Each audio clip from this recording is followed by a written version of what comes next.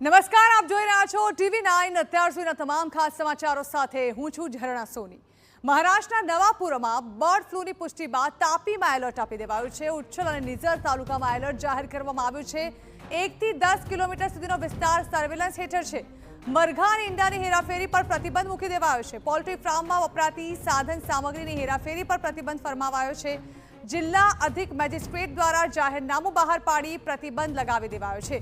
જાહેરનામું 10 જુલાઈ 2026 સુધી લાગુ રહેશે।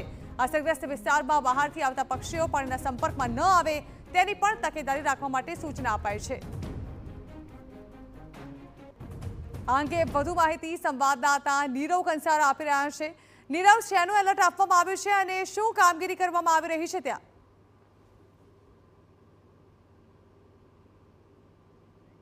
જી નીરવ।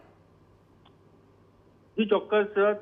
તાપી જિલ્લાને અડીને આવેલા મહારાષ્ટ્રમાં બર્ડ ફ્લૂના કહેરને લઈને તાપી જિલ્લા જે પ્રશાસન છે, જે કલેક્ટર છે, તેમણે એક જાહેરનામું બહાર પાડ્યું છે, જેમાં અલગ અલગ જે મરઘા અને તેની સાથે જોડાયેલી જે ઈંડા સાથે જોડાયેલી જે વસ્તુઓ છે તેના આવન જાવન પર તેમજ આ જે અહીં પોલ્ટ્રી ફાર્મ આવેલું છે તેના પર કામ કરતા જે વર્કરો છે તેને સાવધાની માટેની અલગ અલગ જોગવાઈઓ બહાર પાડવામાં આવી છે અને તે પ્રમાણે નહીં કરવામાં આવશે તો આવનાર દિવસોમાં જે તે વ્યક્તિ દંડને પાત્ર રહેશે તેવી જે જાહેરનામું બહાર પાડવામાં આવ્યું છે।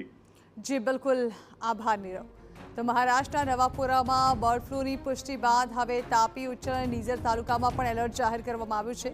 પોલ્ટ્રી ફાર્મમાં સાધન સામગ્રીની હેરાફેરી પર પણ પ્રતિબંધ લગાવવામાં આવ્યો છે।